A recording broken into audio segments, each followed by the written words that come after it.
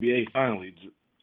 Thank you, thank you, thank you. So it's just like even though it was my own fault for holding myself back, but at the same time, because like you said, I wasn't fully competent in knowing everything. I mean, I had bits and pieces, but the simple fact that I just had to go back and figure everything out and like really just link it together to truly understand everything, that's what helped gave me the clarity to go get my DBA, because basically the whole time I'm sitting up at like, even though you did say, all right, get it done privately, but it was just a simple fact, the way that I was saying it and trying to go about, that's why people was looking at me funny. It's just I wasn't saying it and doing it in the right way.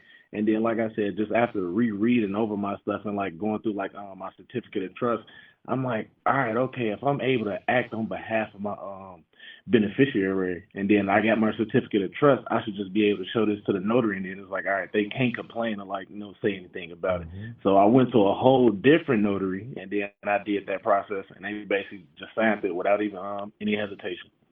Oh, so what you just told them it's a trust and this is a certification of trust and you signed on behalf of the beneficiary, basically? Yes, because well, when I went up there, I basically tried to do a little small talk because with the BOI, even though I know we don't have to get that Right, done right, because of the injunction, right, I was just playing along like, oh yeah, I'm right. trying to attention. So I'm like, all right, cool. If he ain't gonna ask no more, then I ain't gonna say no more. Good. So you see now you're using the art of war. Now you're blending in with the Eh, terrain of what's going on. Good. Exactly, and I'm understanding it so much, and that's why I had a little bit of pushback at down at the county, Mm. because when I was getting a DBA, I just gave them my paperwork and like everything was good. But like when it comes to like the nature of business, I'm noticing like I don't know if it's they just doing it to like save their ass on their end, but it's like when I put to protect intellectual property, she still is asking me like, oh, so how do you make money? So I guess like when it comes to the paperwork, like you say, whatever name you put, they don't care about you creating a name.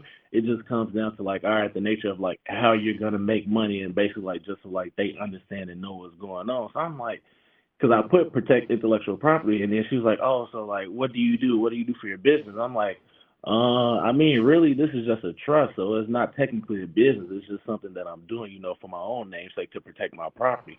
But she was like, oh no, like, how do you make money? And I'm like, oh crap, I'm gonna fall down the rabbit hole again. So basically, she was like, what do you do for profit? And I'm like, I don't really do anything. I mean, I just hold assets. So she kind of added on to like the protect intellectual property, and she just added assets for profit.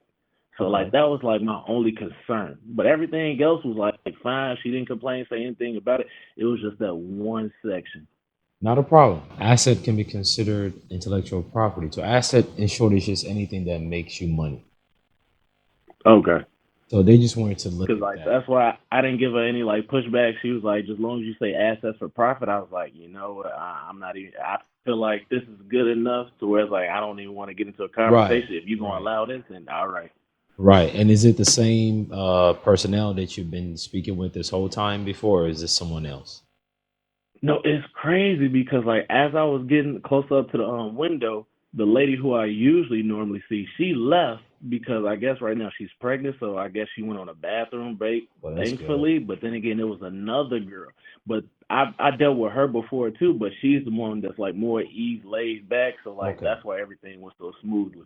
Well, that's your spirit making things work for you. And I'm very, very happy that you did not give up. And I really want to congratulate you on that because that right there is what you call a victory because you actually went through the stages of denial after denial after denial. So now you know that denial is not equivalent to failure. Denial is just a way for you to figure out what doesn't work.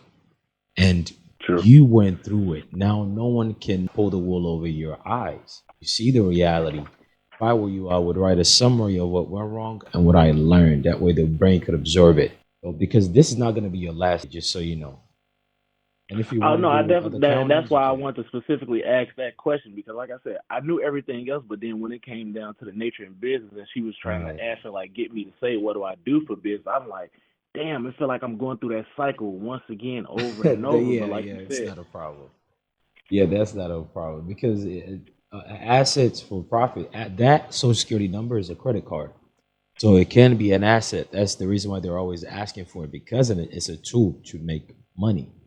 So once you start figuring out certain things at an intricate level, or just generally speaking, the mere fact that it's used by you or you're giving it to someone else is basically the use of an asset for profit. When you apply for True. credit card, when you're doing anything related to employment and they ask you for social security number, that's an asset. So it makes sense. And US trade name is that as legal itself. So it all makes sense. That was fine. And like that's what I was just proud of myself because like even though like I Yes. struggled in that moment, but I had the competence to understand like all right, I know over long term wise, it's just for the namesake, just to show proof that like all right, y'all really made evidence to like this is an actual business name that I operate and own up under. But just like the Yes. nature of it really is not a big difference right now. Yeah, and see how they made you go through hoops and steps because what works, they would always want to slow you down from what works. There's a guy who's trying to do a non-UCC for his child support. They've been holding him back for about a month now. Once he gets that in, he's gonna see a huge change. What works, they will do that. What you experience right there, over and over, they will not make it easy. Even though you might look at other people doing something completely different and they just botched it, yet they accepted it. What does not True. work, they would allow you to say it and file it easily so they can use it against you.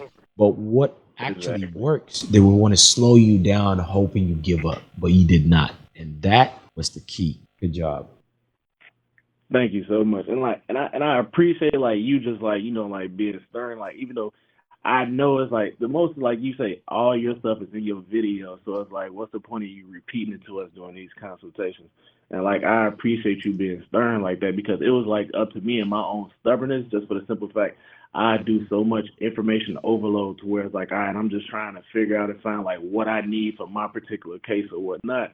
But Right. really it just comes down to like the small little details of like being patient and processing everything. Yeah.